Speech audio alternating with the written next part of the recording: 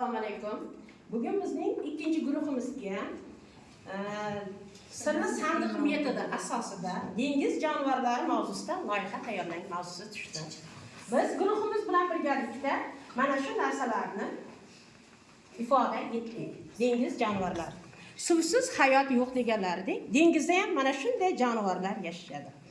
Bir-biridan chiroyli mana bu yerda baliqlarimiz, meduzalar, turli xil jonivorlar aks etgan dengiz toshbaqalari. Bular asosan sakkizoyoqlar, albatta suvo'tlarini ifodalaydi.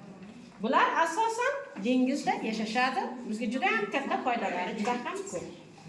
Baliqni asosan baliqdan biz turli xil taomlar pishirishimiz mumkin, lekin suvni biz alohida e'tibor berishimiz kerak.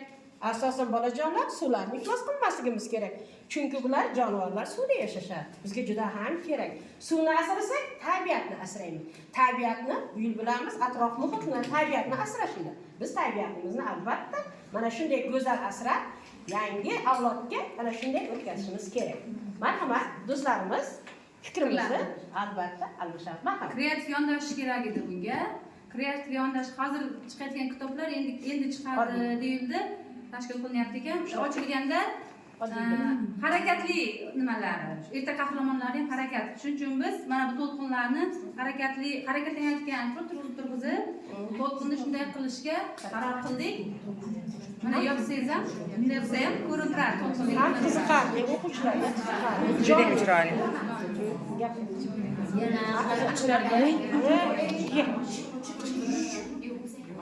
O'quvchilarga to'liq dengiz jonivorlari haqida ma'lumot berish uchun dengiz tubidagi hayotni ham tasvirlashga harakat qildik.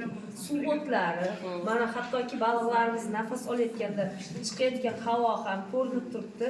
Keyin bu yerda jonivorlarni yashash muhitini ham tasvirlashga harakat qildik. Dengiz toychasi alohida, tubida qanday yashaydi mana jonivorlar, tepaga yuqoriga chiqqan sari qanday holatda bo'ladi.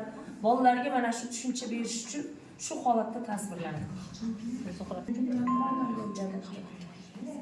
Demak, biz doimo tabiatni, atrof muhitni birgalikda asrab avaylanishimiz kerak. Rahmat.